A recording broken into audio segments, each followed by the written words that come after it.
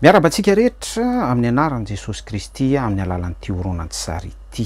Manohy ny fanazavana ny amin'ny resaka biby maloto ihany isika.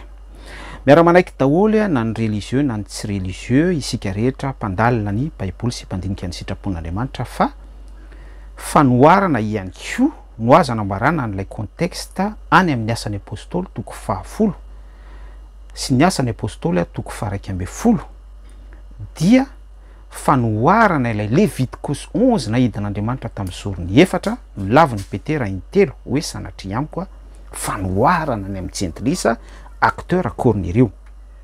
Ny jentilisa eo dia ilay ivelany sitrapon'Andriamanitra. Amen.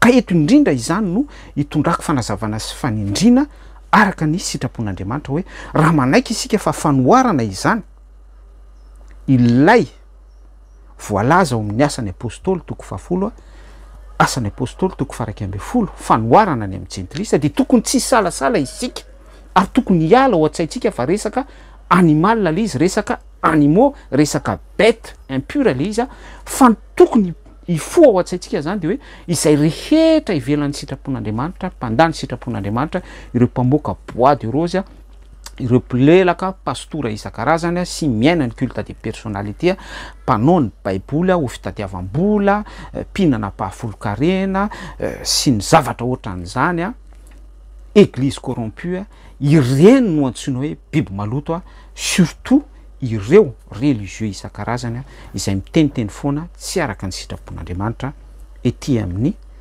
réseaux sociaux.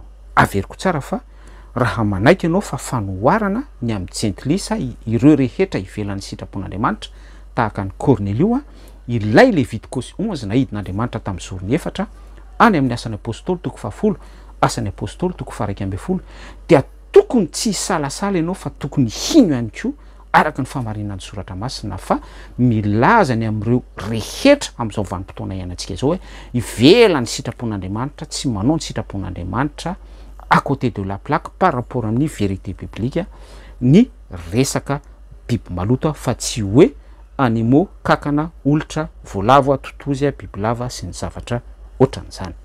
Tokony saina sy heritreritra ianao par rapport amin'izany vérité biblique zaraiko aminao zany. Dinio ane zay zavatra ambarako sy nozaraiko taminao zay fa afaka manova ny fomba fandinianao baiboly sy manantona atrany amin'ny fahamarinana vérité irosonao amin'ny fitombona makany amin'ny sitrapon'Andriamanitra. Mirasoantsika rehetra dia tahin Jesosy Kristy mamirapiratra eo amin'ny voninahiny. Veloma tompoko.